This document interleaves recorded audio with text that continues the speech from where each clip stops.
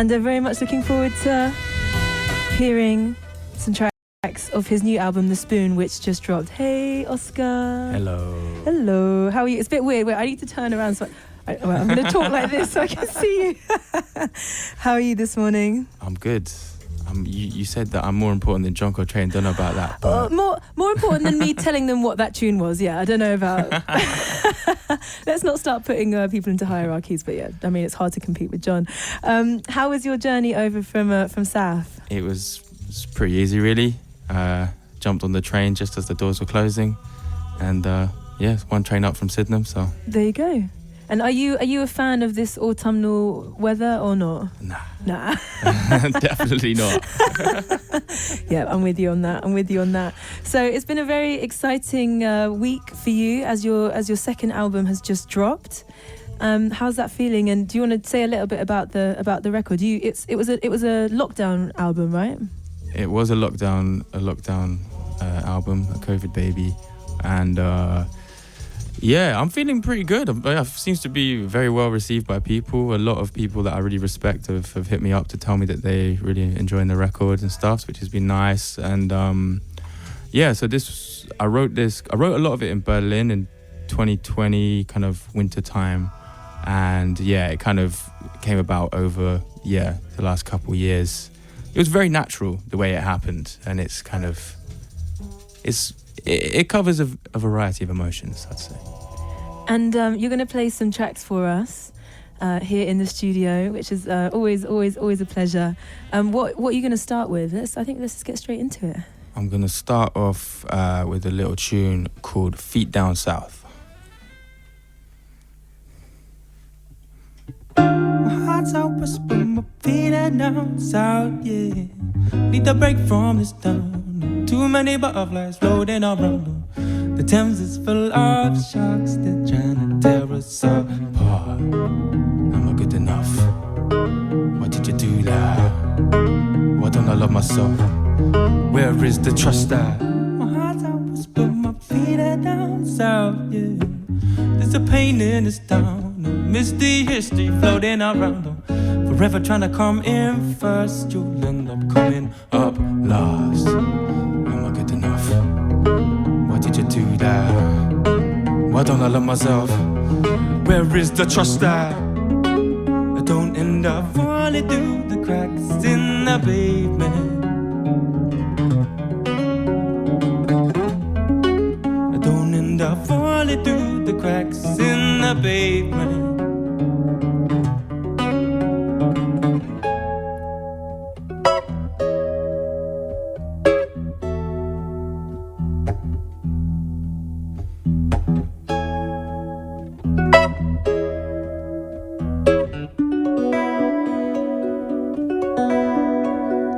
This town has given me so much life, more than I can explain.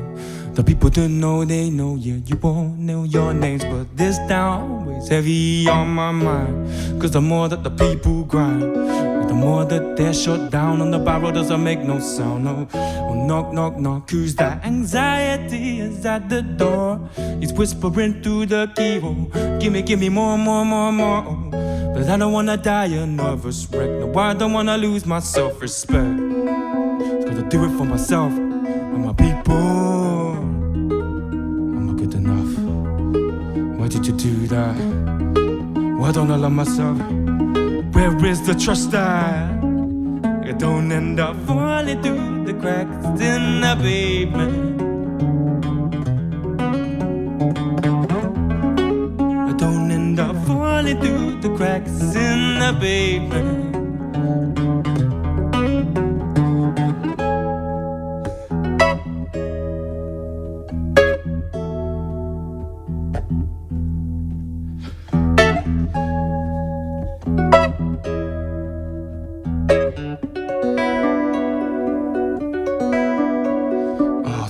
Next generation and the facts that the schools won't teach you. Politicians still lying through their teeth. Oh, gas is lighting up the cold dark streets. So need to invest in something better than corrupt and racist police. Cause if you can't serve the people, then tell me what you're good for, please. Knock, knock, knock, cause that anxiety is at the door. whispering through the keyhole. Give me more, more, more, more. Oh, but you don't deserve to die a nervous wreck. You deserve every inch of their respect. Got to do it for yourself and your people. Got to do it for ya.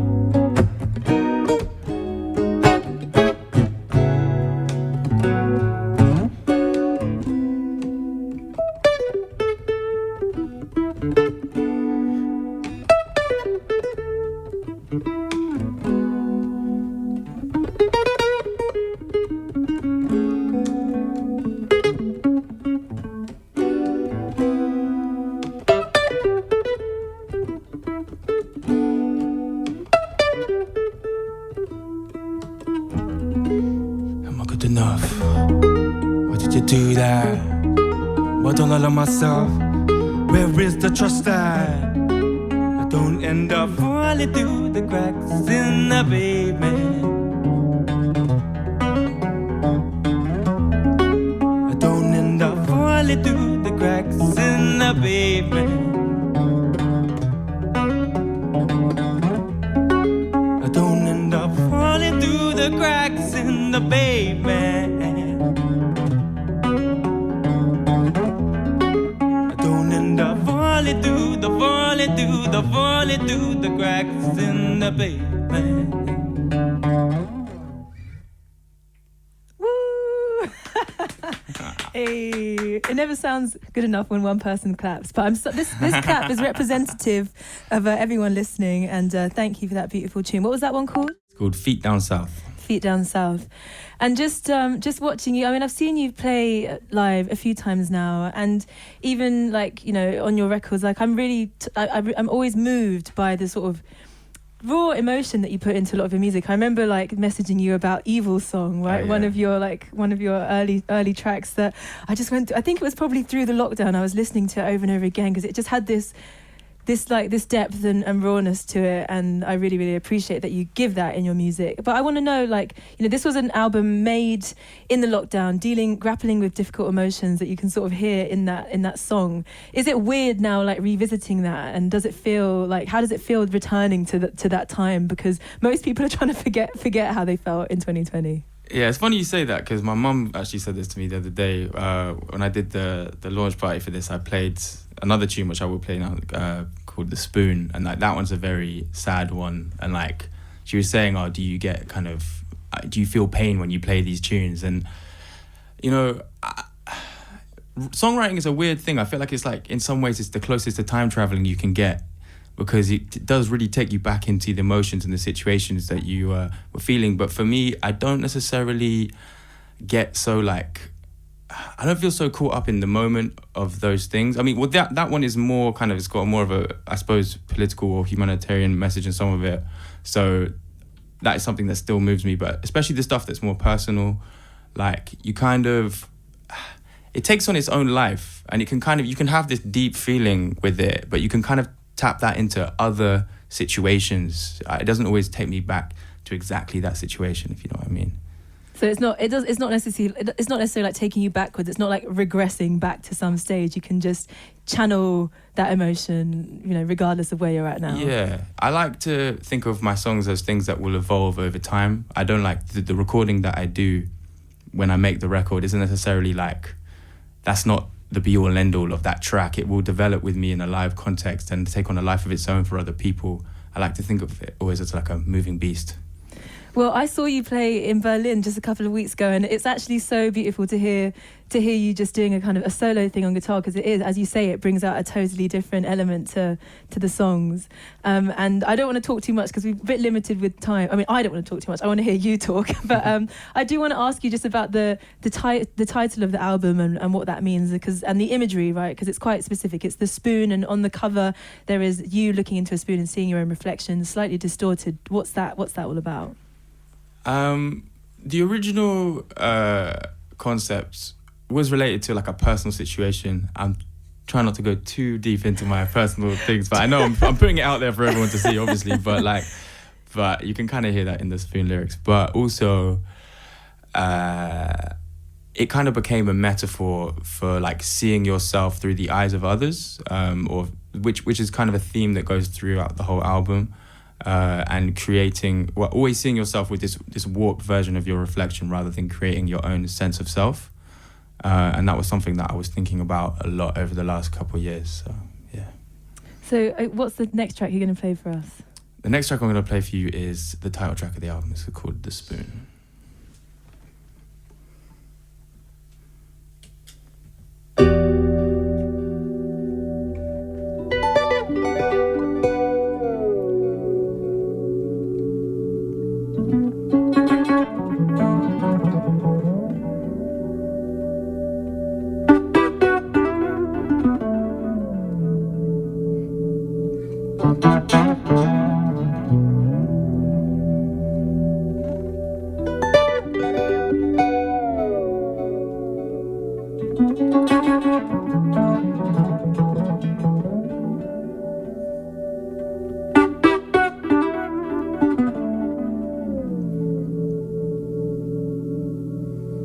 I see your reflection in the spoon.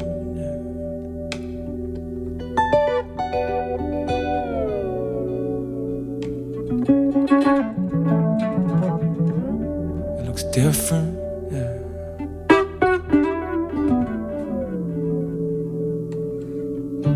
I see your reflection in the spoon, yeah.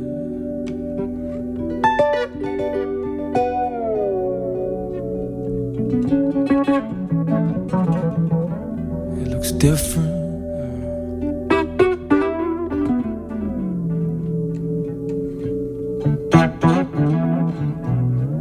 But does it rain every time that you come back? It feels like the open sky. No, the shit won't change till I fix my mind. It's got to be different.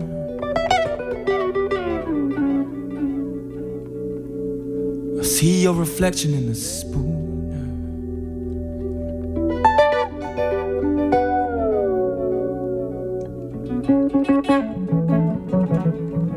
It's warped, stretched round the edges, yeah.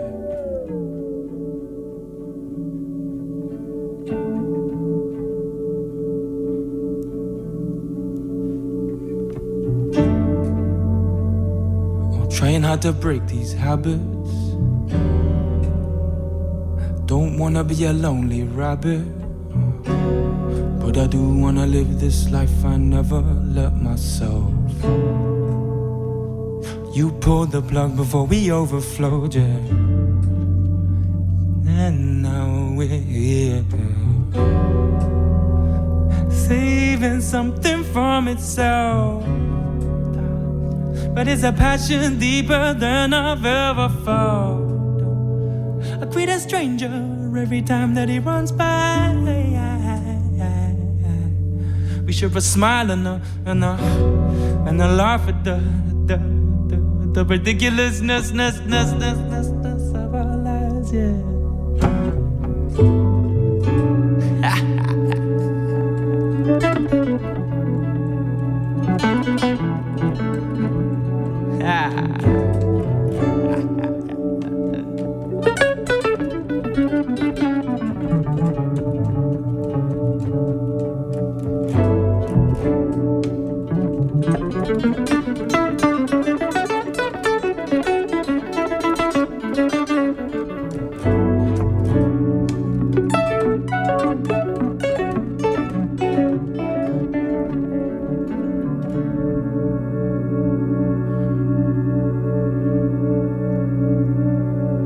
And I see my reflection in the spoon.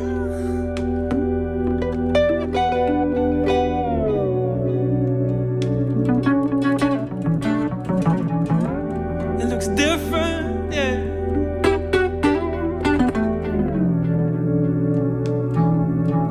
I see my reflection in the spoon.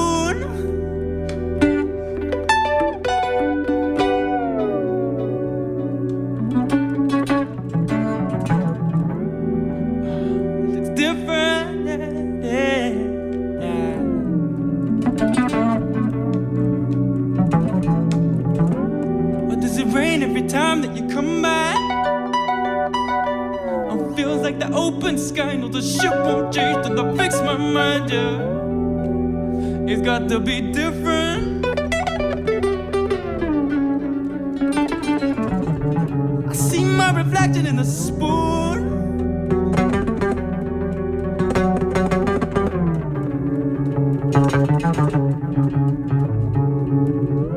It's warped, stretched around the edges, but it still smiles.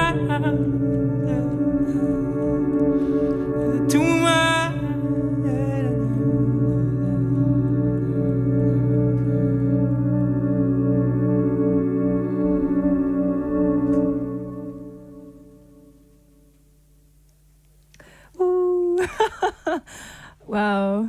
Oh, Oscar, you're going to make me cry. You're going to make me sob live on air. I mean, it's happened before. I'm a big sobber. Thank you. That was very, very beautiful. Thank you. And yeah, can feel the heartache in that one. But it's important to make people feel, right? Yeah, I mean, that's all I'm trying to do, really. Make you feel something. That's what we need. We need to feel alive. I wanted to ask you about on this record, you're exploring a couple of different personas. Is that right? That's correct.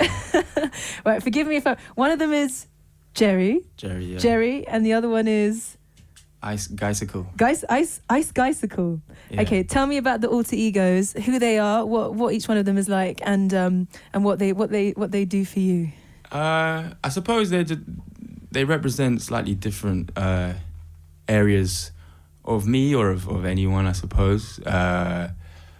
And it kind of relates back to the question you asked before about like things like kind of bringing up old emotions and all of that. Like I kind of, because I've moved past a lot of the stuff that was like, I was in a low place when I wrote this, I can't lie.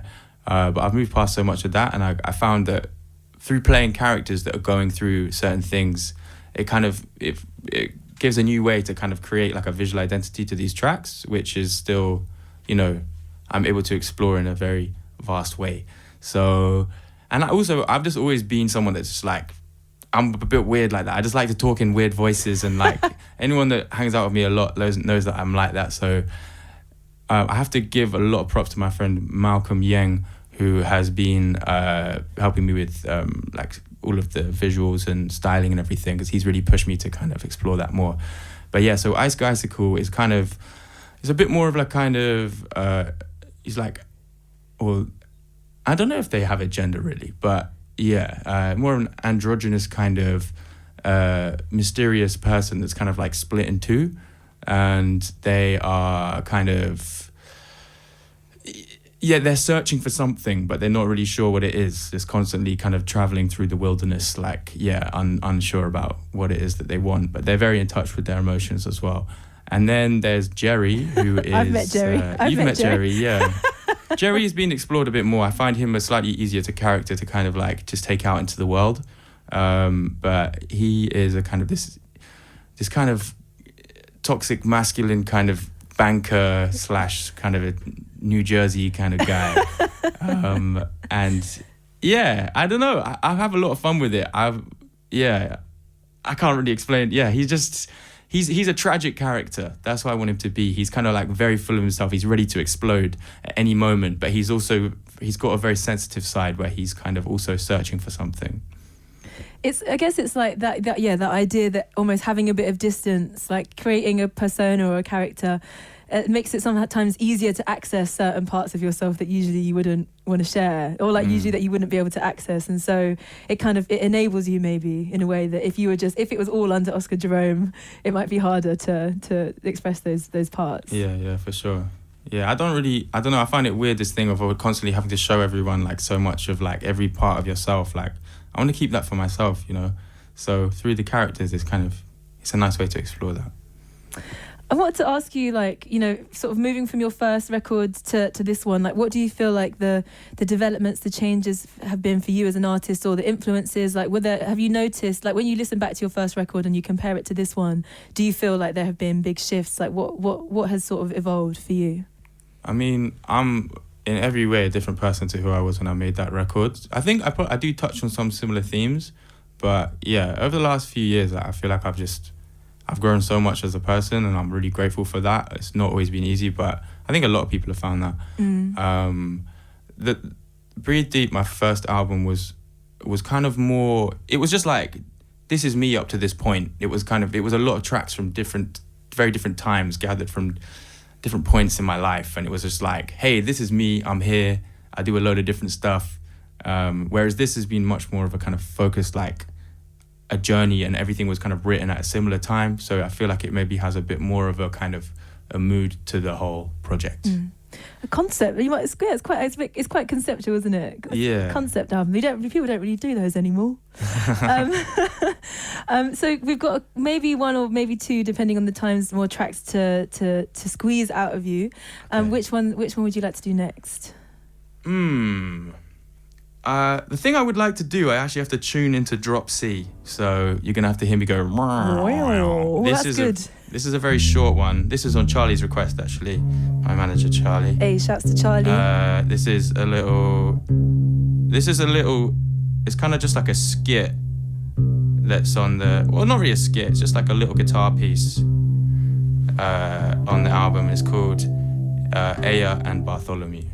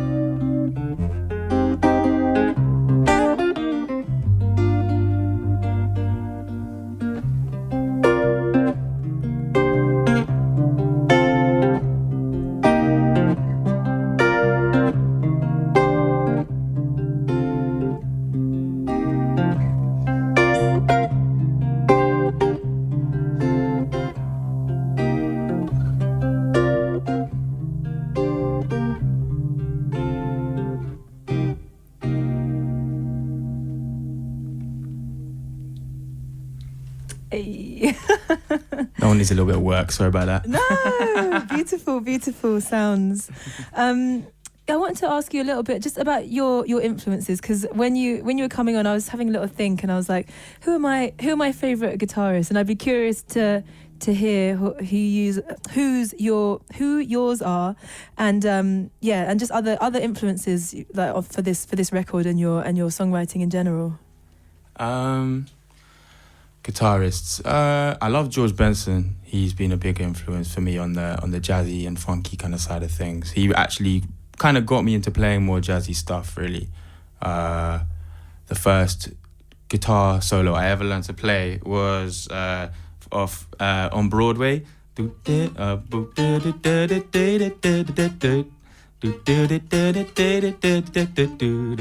Yeah.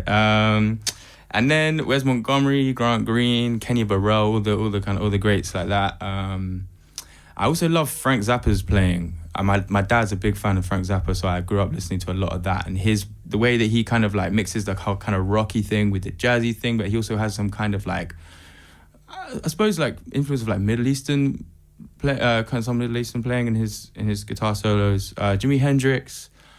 I also really love John Martin. Me too. He's been a massive influence to me on a more kind of folky kind of vibe. He makes me cry as well. He makes me cry, yeah, for sure. Big up to John Martin. Oh, and all the others, of course. And were you like, did you sort of did you study jazz guitar from the start? Like, have you been doing it since day? I studied classical guitar first. I started that when I was about 8. But I always wanted to rock out as well. I was like obsessed with like Rage Against the Machine and bands like that. So I always had my kind of funky rock bands going on and stuff. And then, jazz. I got into jazz when I was like 14. I had lessons with a piano player called Josh Daniels, who he really changed my life, to be honest. That guy, like, he showed me a lot of jazz stuff. He taught me a lot about jazz harmony and that. But it was more from a piano context. And then I went to study at Trinity and And bada bing, bada boom. Bada bing, bada boom, exactly. Yes, bring back the thrash. Well, we've got 12 minutes left. So should we hear one more of yours, and then you can tell people where they can find you, any gigs you've got coming up, stuff like that. But yeah, what's the next track that you're going to play for us? Next track I'm going to play is the last track on the album. I think this is my favorite track on the album because it kind of represents where I'm at now. This is called Use It Well.